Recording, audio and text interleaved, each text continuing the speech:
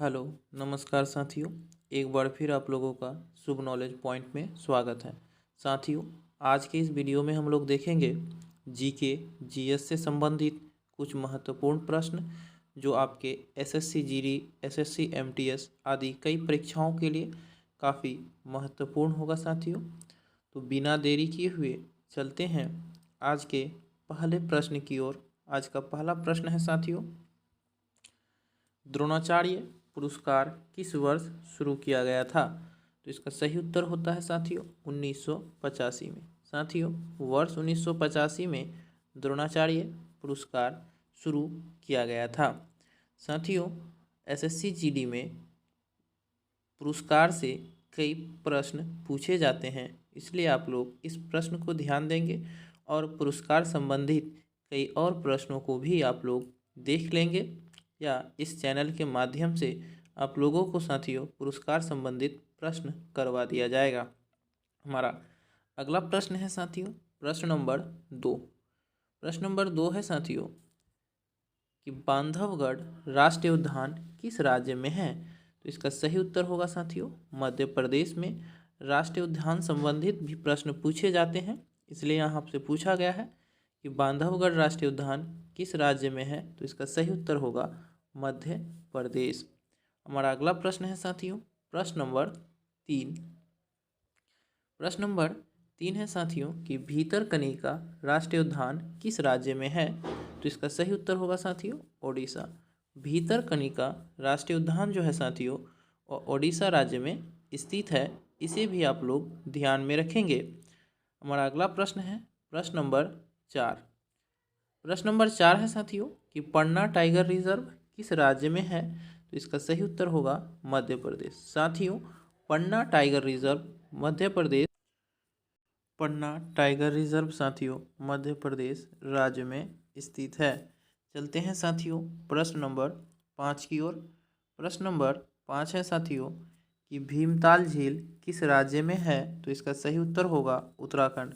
साथियों, भीमताल और राकसताल झील जो है वह उत्तराखंड राज्य में स्थित है। चलते हैं प्रश्न नंबर 6 की ओर। प्रश्न नंबर 6 है साथियों कि उलसूर झील किस राज्य में है? तो इसका सही उत्तर होगा कर्नाटक। साथियों, उलसूर झील जो है वह कर्नाटक राज्य में स्थित है।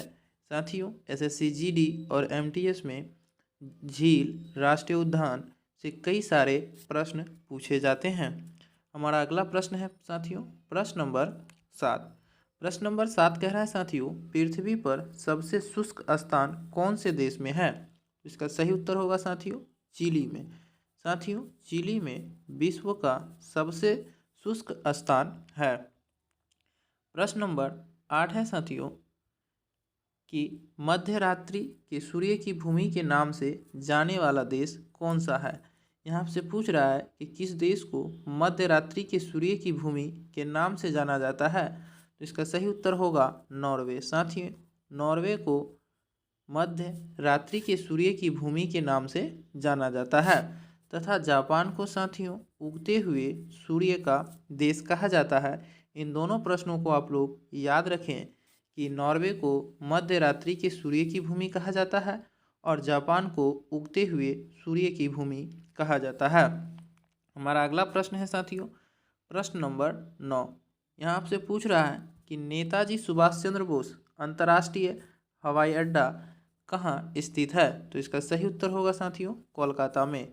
नेताजी सुभाष चंद्र बोस अंतर्राष्ट्रीय हवाई अड्डा जो है साथियों वो कोलकाता में स्थित है। पश्चिम बंगाल की राजधानी कोलकाता में। साथियों, कोलकाता हुगली नदी के किनारे स्थित है, इसे भी आप लोग ध्यान में रखें। हमारा अगला प्रश्न है प्रश्न नंबर 10। यहाँ आपसे पूछ रहा है साथियों कि भूदान और सर्वोदय आंदोलन के लिए किसे जाना जाता है? कि भूदान और सर्वोदय आंदोलन के लिए इनमें से किसे जाना जाता है? तो इसका सही उत्तर होगा आचार्य विनोबा भावे को भूदान और सर्वोदय आंदोलन के लिए जाना जाता है। इसलिए प्रश्न नंबर 10 का सही उत्तर होगा साथियों ऑप्शन नंबर बी आचार्य विनोबा भावे। हमारा 11वां प्रश्न है कि भारत में हवाई परिवहन किस वर्ष शुरू किया गया था? तो इसका सही उत्तर होगा 1911 में। साथियों, भारत में हवाई परिवहन वर्ष 1911 में शुरू किया गया था। प्रश्न नंबर 12 है साथियों कि द्वितीय पंचवर्षीय योजना की रूपरेखा किसने तैयार की थी? तो इसका सही उत्तर होगा पीसी महालनोबिस। पीसी महालनोबिस जो है साथियों द्वितीय पंचवर्षीय योजना की रूपरेखा तैयार किया था। प्रश्न नंबर 13 है साथियों प्रथम पंचवर्षीय योजना का मुख्य ध्यान किस पर था? तो इसका सही उत्तर होगा कृषि क्षेत्र पर। साथियों प्रथम पंचवर्षीय योजना का जो मुख्य ध्यान था वह कृषि क्षेत्र पर था।